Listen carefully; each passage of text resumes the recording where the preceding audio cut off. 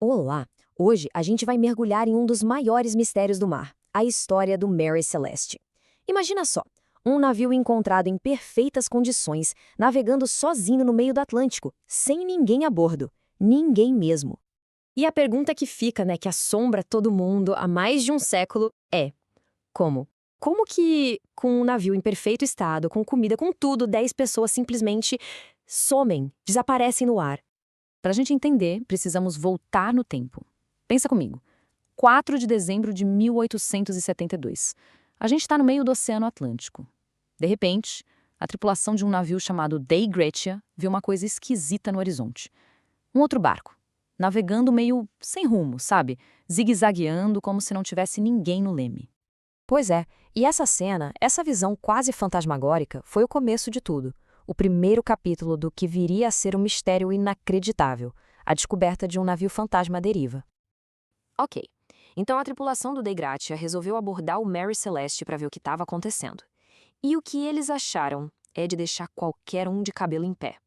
A primeira coisa que notaram, o bote salva-vidas sumiu. Beleza, isso é estranho. Mas o resto, tudo parecia normal. Pertences da tripulação nos seus lugares, a carga, que era valiosíssima de álcool industrial, intacta. Tinha comida e água para meses. E nenhum sinal de briga, de luta, nada. A última anotação no diário de bordo tinha sido feita 10 dias antes. As únicas coisas que estavam faltando mesmo, tirando o bote, eram os instrumentos de navegação do capitão e os papéis do navio. Muito, muito esquisito. Então, para a gente começar a tentar desvendar esse quebra-cabeça, a gente precisa saber quem eram as pessoas que estavam ali naquela viagem. Olha só, o capitão Benjamin Briggs não era qualquer um. Era um cara experiente, super respeitado, e ele não estava sozinho. Ele levou a família, a esposa, Sarah e a filhinha deles, Sofia, de só 2 aninhos. A tripulação, 7 homens, todos escolhidos a dedo, sabe? Descritos como marinheiros de primeira, super tranquilos. Ninguém ali tinha fama de briguento ou de arrumar problema. E é aqui que a história fica ainda mais triste, mais humana. Tem uma carta, a última, que a Sarah Briggs, a esposa do capitão, mandou para a sogra dela.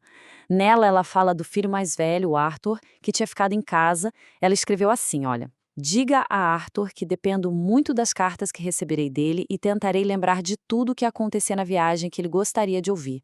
Fala sério, essas são palavras de uma mãe com saudade, planejando o futuro, não de alguém que estava esperando o pior acontecer, né? A cronologia aqui é super importante, vamos lá. O Mary Celeste sai de Nova York no dia 7 de novembro. 8 dias depois, o De Gratia sai também, fazendo uma rota parecida. Aí, no dia 25 de novembro, o capitão Briggs faz a sua última anotação no diário, perto dos Açores. E só 10 dias depois, 10 dias, o navio é encontrado, completamente abandonado, a quase 740 quilômetros de distância dali. O que aconteceu nesse meio tempo? Ok, o navio foi recuperado, levado para Gibraltar, e aí começa a investigação oficial. A gente pensa, agora vamos ter respostas. Mas não foi bem assim. Na verdade, a investigação só levantou mais suspeitas e mais perguntas.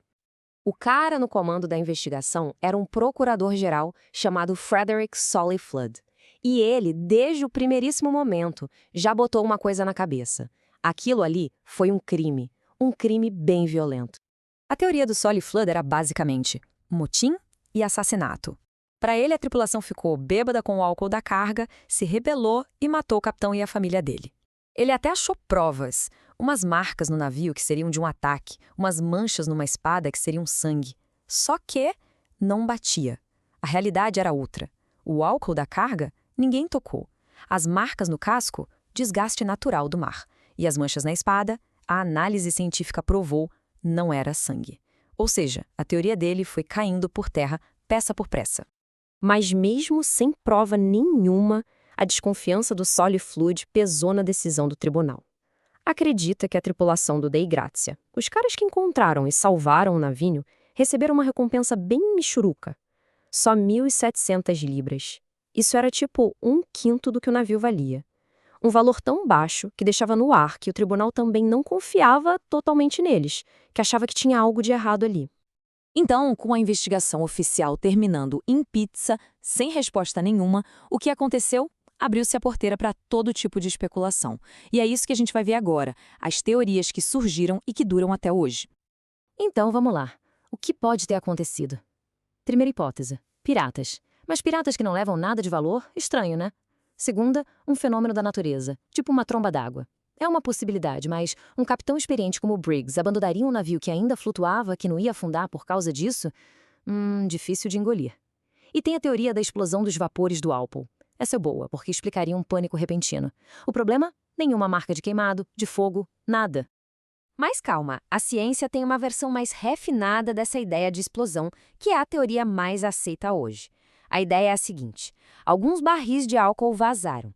Isso criou vapores no porão. E aí pode ter acontecido o que se chama de explosão de onda de pressão.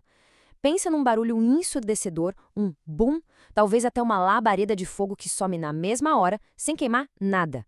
O susto deve ter sido gigantesco. O capitão Briggs, com medo de uma segunda explosão muito maior, que pudesse afundar o navio, pode ter pensado: todo mundo pro bote, agora, só por precaução. E aí, no meio do oceano, o bote pode ter se soltado e se perdido para sempre. O mistério por si só já era incrível, mas foi quando a ficção entrou na jogada que o caso do Mary Celeste virou uma lenda imortal conhecida no mundo todo. E quem fez isso foi ninguém menos que Arthur Conan Doyle, o futuro criador do Sherlock Holmes. Em 1884, ele escreveu um conto que era inspirado na história. E eu digo inspirado entre aspas porque ele mudou quase tudo. O nome do navio virou Mary Celeste com I. Ele inventou um capitão novo, uma tripulação nova e uma trama de vingança e assassinato. A história bombou tanto que até hoje um monte de gente confunde o que é real e o que é ficção. O nome inventado, Mary Celeste, ficou até mais famoso que o nome de verdade. E a partir daí a coisa descambou. A imaginação da galera foi para a estratosfera. Começaram a falar de ataque de lula gigante, abdução por ETs. Teve até gente que botou a culpa no Triângulo das Bermudas, sendo que o navio estava do outro lado do Oceano Atlântico. E claro, apareceram os espertinhos, os sobreviventes de mentira, contando histórias que eram pura invenção. Mas beleza, e o navio? A gente falou muito das pessoas, mas e o barco em si? Pois é, enquanto o destino da tripulação é um baita mistério, o fim do Mary Celeste, esse a gente conhece muito bem. Depois de tudo aquilo, o Mary Celeste ganhou fama de amaldiçoado. Ninguém queria um navio. Ele foi vendido e revendido, sempre por um preço baixo, e só dava prejuízo para os donos. E o fim dele foi bem patético. Em 1885, o último capitão teve uma brilhante ideia. Cometeu uma fraude de seguro. Ele encheu o navio com carga que não valia nada, fez um seguro caríssimo e, de propósito, jogou o barco num recife de coral no Haiti. Só que a fraude foi descoberta e o fim dele e dos comparsas não foi nada bonito. E esse é o grande paradoxo da história, né? O navio, que ficou famoso mundialmente por causa de um mistério que ninguém consegue resolver, acabou sua vida num crimezinho barato, uma fraude de seguro que foi totalmente desvendada. Já o segredo daquelas 10 pessoas, esse o mar guardou para sempre. A história do Mary Celeste é um lembrete, né? De que não importa quanta tecnologia a gente tenha, o quanto a gente explore, os oceanos ainda são imensos, profundos e cheios de segredos. Isso faz a gente pensar que outros mistérios, que outras histórias ainda estão lá embaixo esperando para serem descobertas? Ou talvez para nunca serem.